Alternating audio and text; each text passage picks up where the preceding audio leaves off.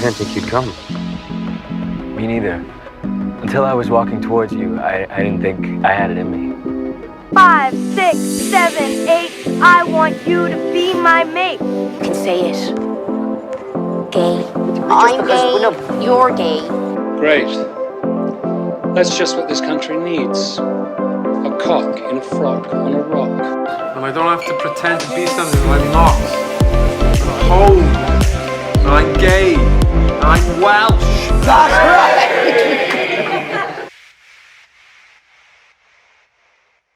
Hey film fan, welcome to the inaugural episode of MQFF Film Club. I'm your host Tony Lee and my pronouns are he and him, or you can call me T, everyone does. And I'm broadcasting from my home studio here in Nago Nam, on the unceded lands of the Wurundjeri Wurrung, the Kulin Nation, always was and always will be Aboriginal land. And today we're talking about the live-action film adaptation of West End's popular stage musical, Everyone's Talking About Jamie, now streaming on Amazon Prime. Here's the trailer.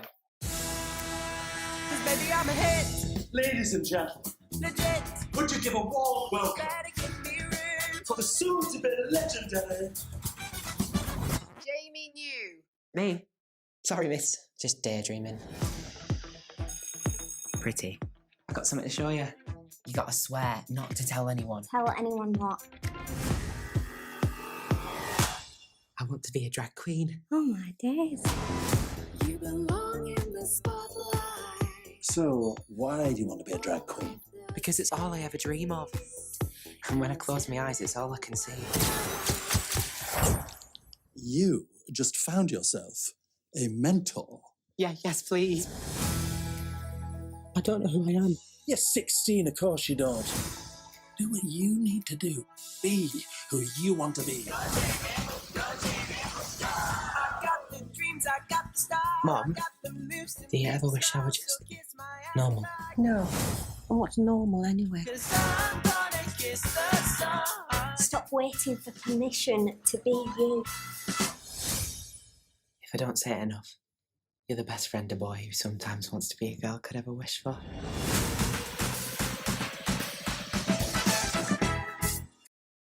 Today I'm joined by the magnificent Matilda Mercury. Matilda, welcome to MQFF Film Club.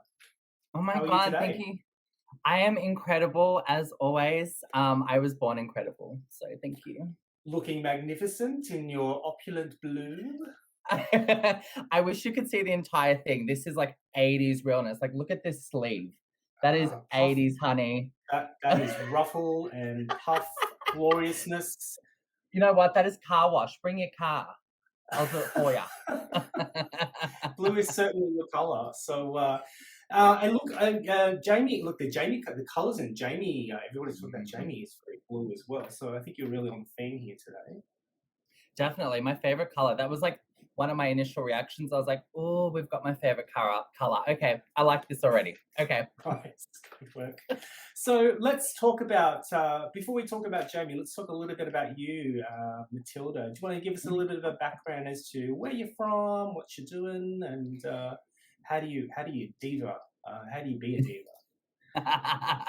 So, my name is Matilda. I always say that I'm the reason why your dad left and never came back. Say sorry to your mum for me. I'm born and raised in Dandenong, so I'm a little bit rough around the edges. But you know, she does her thing. She don't do nails, so don't come for me about it. How I get like diva-ish, I don't really know. I feel like I wake up diva. Like, I'm very dramatic. I'm a Scorpio, so like I'm highly dramatic. And I'm on the cusp of Libra, so it's like 10 times the drama over here. Otherwise, like just a little bit of blue eyeshadow, you know, just a little bit of pretty. Well, I mean, we're talking about everybody's talking about Jamie today, and I've got to say, like, the opening number is one of my favourite numbers. I mean, it's just a banger from the get go. But I think what was really interesting is that, I mean, this movie is based on a true story, the true story of a person by the name of Jamie Campbell. He came out when he was 14, and he wanted to go to prom, and he wanted to buy a dress, and I think that he had this ambition of being like a fashion queen, His drag name was Fifi Latrue. I think it's he's a really interesting protagonist, this character of Jamie, because he owns his queerness up front and he's unrelenting about it. And you know, initially when you're introduced to this character, you're kind of like, oh God, what an arrogant so and so. But then over time, you just realize that's an amazing portrayal. Like you don't see characters like that in cinema. And I'm all for it. I think that that's awesome that we're sort of seeing this type of representation, this ownership of it, and this lack of sort of like, you know, shame around it. It's just like, you know what, that's who I am. I love that about this movie, celebrating that kind of identity. Yeah. Oh, complete. I'm sure, you know, nearly all, if not all, but I'm sure nearly all queer people have had experiences where someone's like, you know, you could like tone it down a little bit or something along those lines. And whenever somebody sort of says that to me, I've had it being said to me whilst I was performing once. Whenever somebody says it to me, it's like, am I being too queer? Or am I just being powerful? Right? I think that's what Jamie was doing. Like he was owning that power. Like being queer is a power. So I love that. Yeah, I love that. I love that so much. Yeah, and I think all that you just reminded me, and that warrior queen scene is so powerful because of that reason. It's taking us through this history, right? It's bringing us back to that history of what, you know, queer community has been through, and it's portraying it in these like this little sweet little package that only takes about 5 minutes or so. But you were telling me about your experience. You watched this with your mum. Tell me about that. Yeah, I did. I watched this with my mum, not forcibly. In the back of my head, I'm like, that sounds like I forced her into it. No, I watched it with my mum, and there were times where she was like, you know, kind of relating to the mum character a lot. But there was one component of the movie. Oh, I hope I'm not going to create a spoiler. Blip me if I do.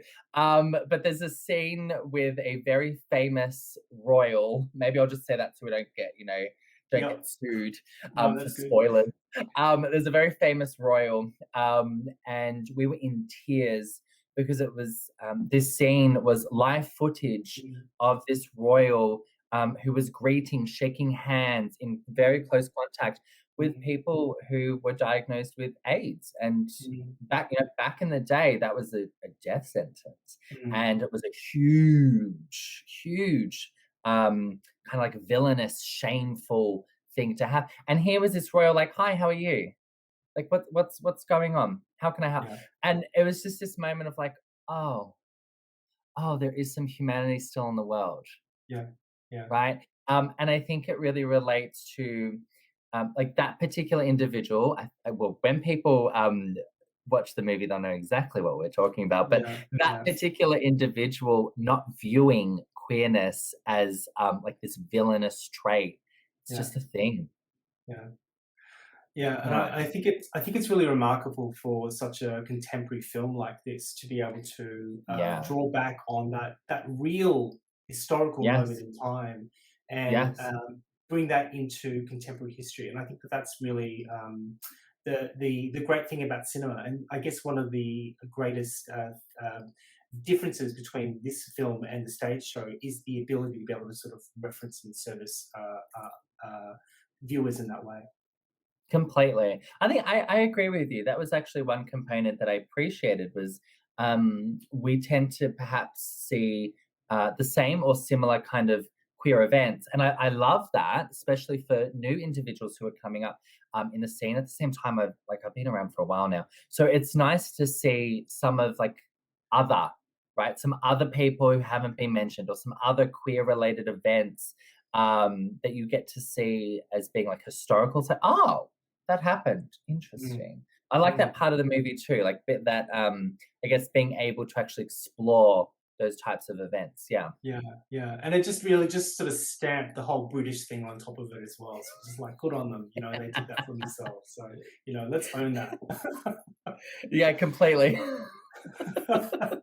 I think that the performances in this movie in particular, like I think that stands out for me is Richard E. Grant's performances of Hugo or Loco Chanel. Beautiful names, giving off this Margaret Thatcher meets Vivienne Westwood kind of energy, Sunset Boulevard kind of trope that he's going with. But like I've got to say, like when I was growing up and I was still sort of finding my identity, I had a bit of a crush on Richard E. Grant. I've had a bit of a crush on him since like with Nail and I, but it wasn't until like an obscure film, LA Story, where there's like this classic sort of scene where he's like in bed with a woman and the woman's fantasizing about another man.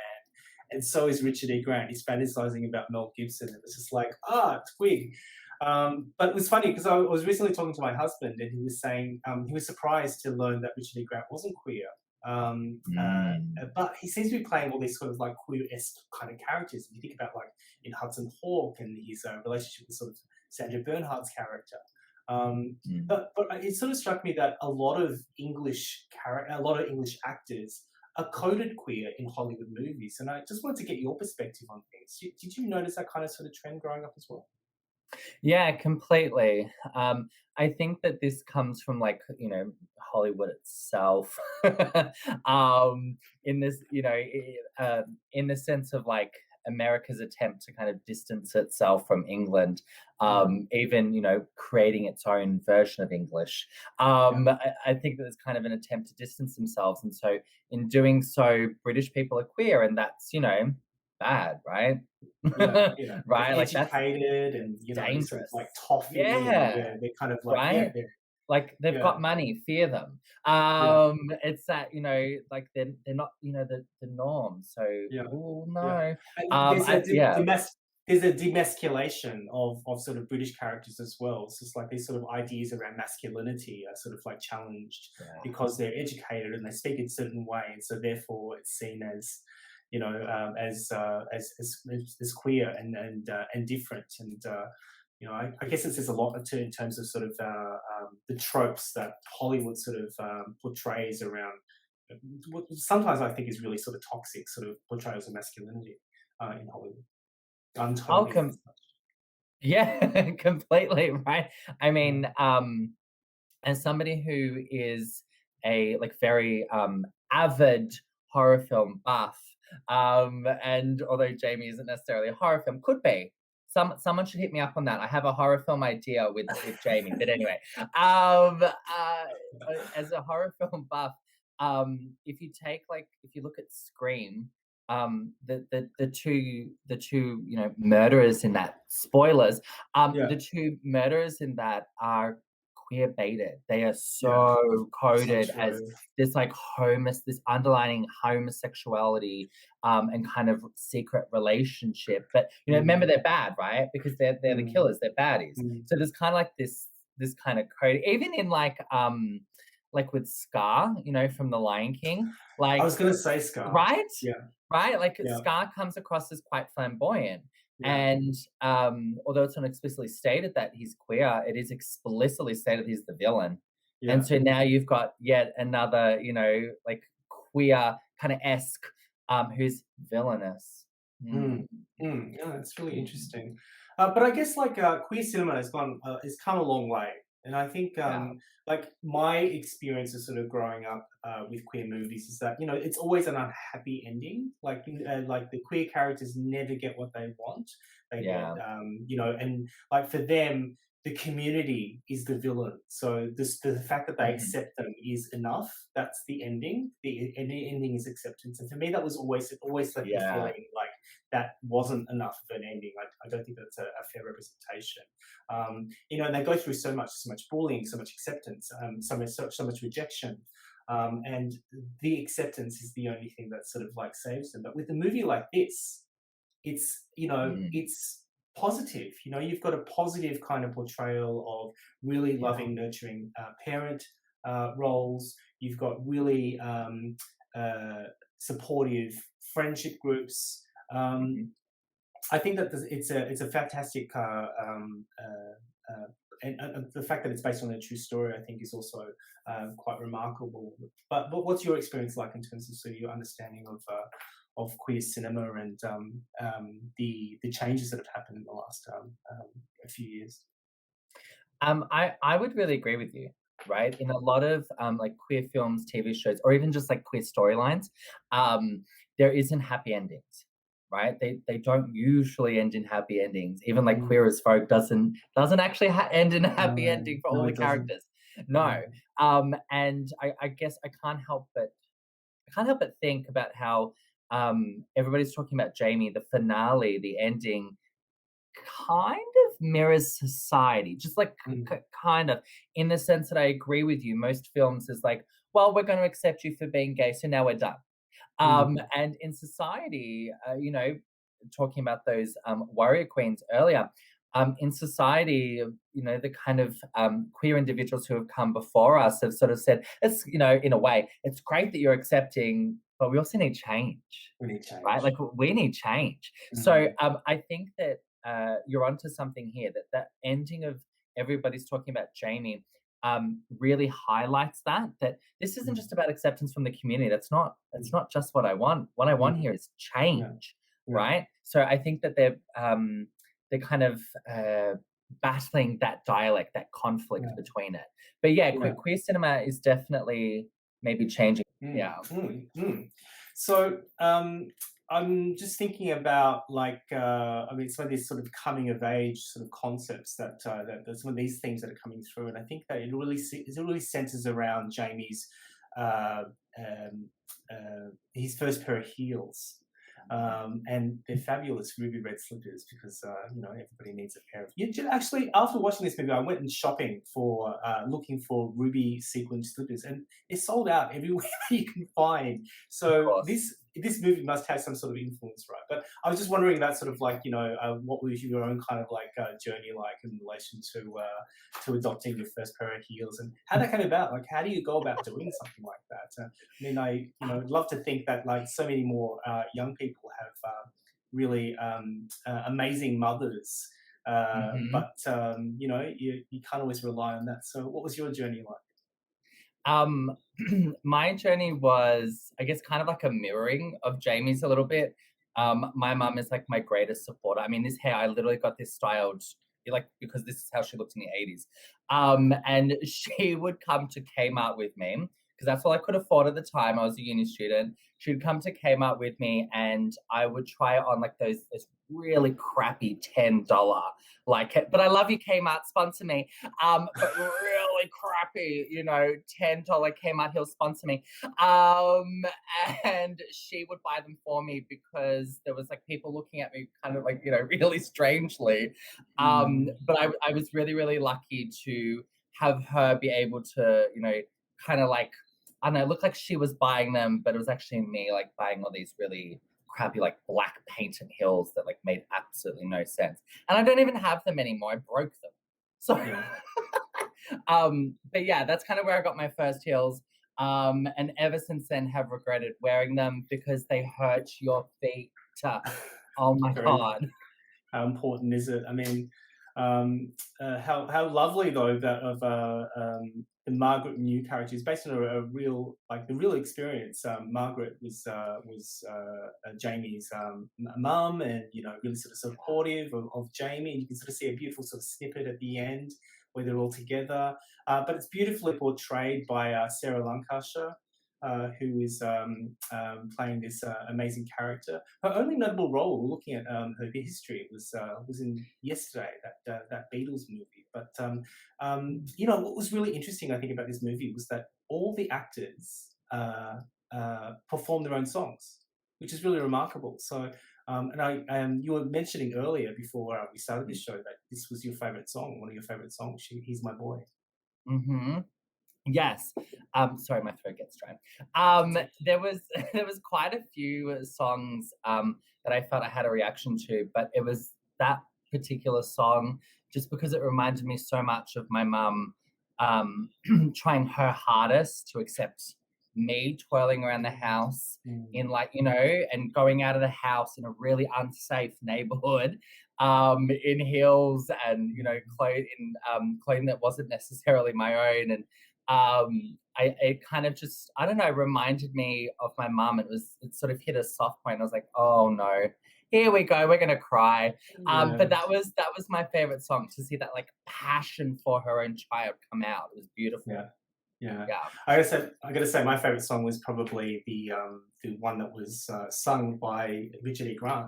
Well, apparently he studied like 11 seasons of RuPaul's Drag Race in order to get prepared for this particular role. But he performed this song himself as well.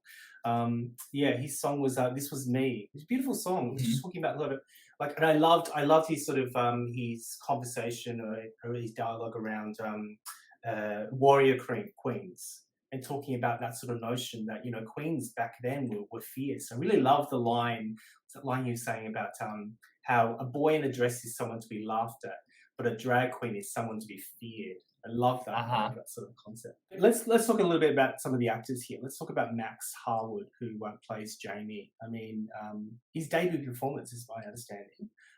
He hasn't really done very much before this. A lot of these players are actually quite new, but what a remarkable performance by Jamie. By Max Harwood playing Jamie. What did have you ever seen the West End musical version of Jamie? I haven't seen the full thing. I have seen snippets, and I recognise whoever that particular actor is. I recognise that actor. They've done a few other things. I can't remember what their name is now, but I have seen snippets of the West End, and I feel like it almost has a different energy. Actually, I know that's not necessarily the question, but it has like a different energy to it. It so does. Yeah, it so does. I mean, it's funny because the director of the West End theatrical production also they did this movie as well, so it's almost a direct sort of translation. But the actor who plays the West End version, John McCrae. He's in the movie. He's in the movie as young Loco Chanel. Along with actually Jamie Campbell, so the originator of the true story. So he's also playing a cameo role, and we also see the fabulous Bianca Del Rio playing that amazing cameo as well, as you want to expect. But it's so interesting, sort of how it's made that transition from the stage show. Like it was, I think it debuted in the Crucible Theatre in Sheffield in England in 2017, I think it was. And my understanding is that the 7 songs were changed from the original musical, so they dropped a few. But I'm so glad to sort of see This Was Me. That was one of the ones that was sort of included in the new one. But I think the one thing that was very distinctive, and the thing that I was most excited about seeing this movie, was the stage show didn't actually show Jamie in drag. So it cuts to the intermission at the halfway point. So you never really got to see. You get to see this sort of like projection on a curtain. But you didn't actually get to see it. So I was so excited to see a performance by Jamie in that role, doing his very first performance. Jamie looks so cute too. I was like, okay, cute makeup, cute outfit. I like it. And there was something about, I think that whole sort of outfit. What is it about? Like, it was very British, wasn't it? Sort of that sort of like. That ensemble with a sort of long sleeves, and there was something very British about sort of the whole look. But yeah, I was still I was gagging over Hugo's Margaret Thatcher wig. I was just gagging with that. I clocked the hairline. I was like, I'm into this wig, but the hairline's a bit rough. Maybe you need some few sort of tips. But let's talk about some of your greatest thing. What was the first time when you were performing for the first time in front of a crowd? What was that like for you? No. There is photos of it online somewhere. I'm feeling bashful. So my first ever performance was at it's a gay bar in Fitzroy. They do like a lot of baby drag stuff. And I did one of my all-time favorite songs, which is Anaconda by Nicki Minaj. We love a little bit of that. Yes. We love a little bit of that. And I wore like next to nothing because that's kind of what was going on with Drag Race at the time. The queens were like showing a lot more skin. So I wore next to nothing. And whilst I was, naturally just twerking and being incredible, my tuck came undone during the performance. So there's just like photos and a video of me like circling around. Someone will find it. Where I'm just doing Anaconda, doing my thing, and like my private parts are just like out, and I'm like, whatever. So that was my time. It's so funny. Well, I don't know how to follow that up. Really, it's really hilarious. I'm sure somebody's busily googling away now, looking for those that particular footage. I'm sure you've done your job at eliminating it from the web. Oh, as soon as I realized that another queen had taken footage, I was like, and mine. So it's on my Instagram. You can see it. I think it's hilarious. Why not? Why not? So great. Now I want to talk about like a couple of different themes as well. Like, I mean, I think that one of the greatest things that I think about this particular stage show and now the movie is the representation around the diverse characters as well. It was lovely to see Lauren Patel play the role of Pretty Pasha in that performance. But it really stood out to me that this particular film gave her more of a platform than I recognised in the stage show, which was really great to see as well. What were some of your other favourite characters in this movie? I know I keep kind of, I guess, mentioning it, but quite honestly, my favourite was Mum. Yeah. I love Mum.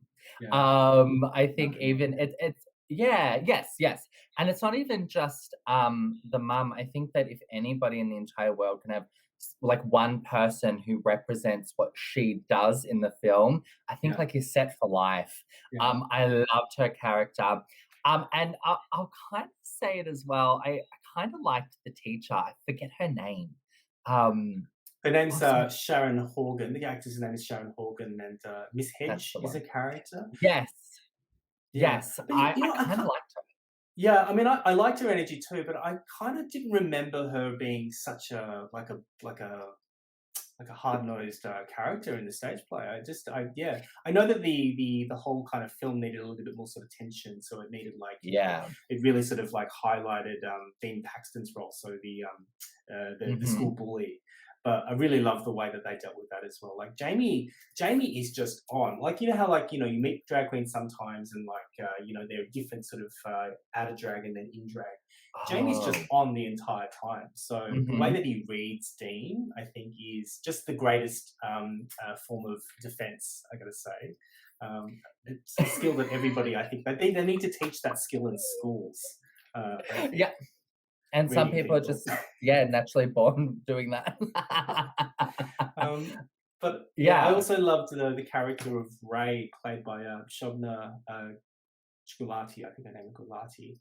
And that line where Jamie sort of says, "Look, I don't need Dad. I've got a Ray." I just thought it was really beautiful. Like, because sometimes a family is what you make, as opposed to what you're born with. So I thought that was a really great recognition of that kind of like that sense of sort of belonging and that sense of identity.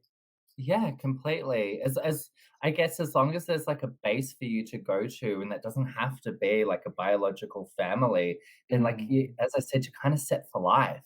You just need that like base of support, and that could be like drag queens that you genuinely make friends with. I have a lot of people who message me and they're just like, "Hey," and they're not queens either. So you can make friends anywhere and make them family.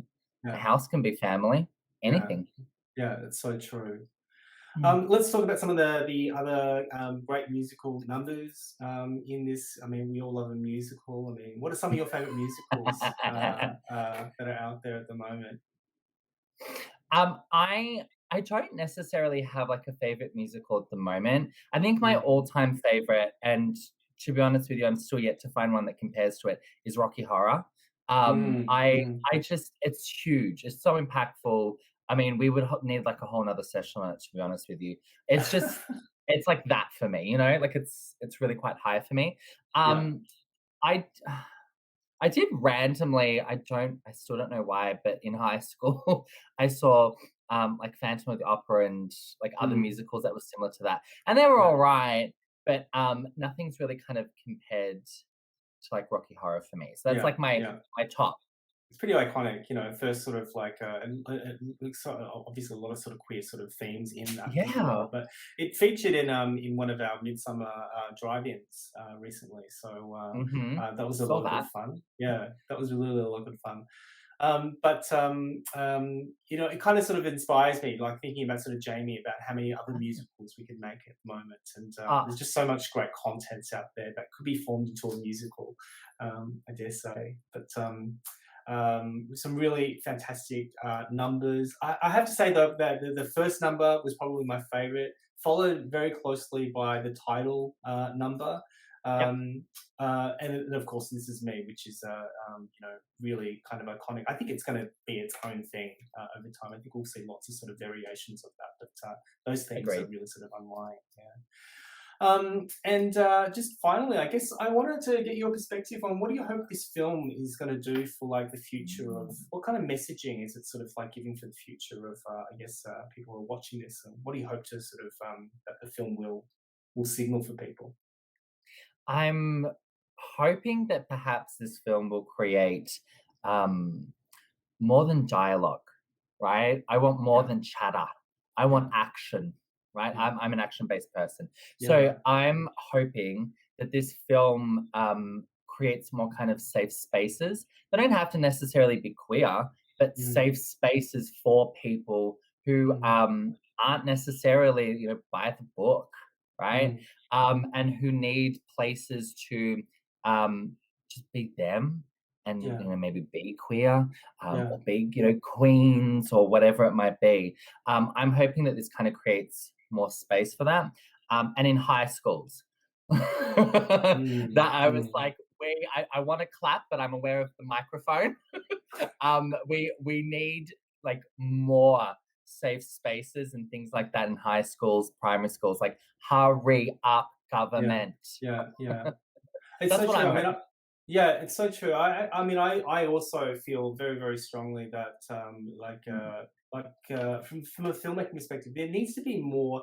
I've always argued that film today, like when we talk about queer culture, it always seems to be done with an adult lens. But when you think about it, like so many young people, you know, these are formative years. There needs to be more movies created specifically for young people in mind, so they can see themselves represented on screen.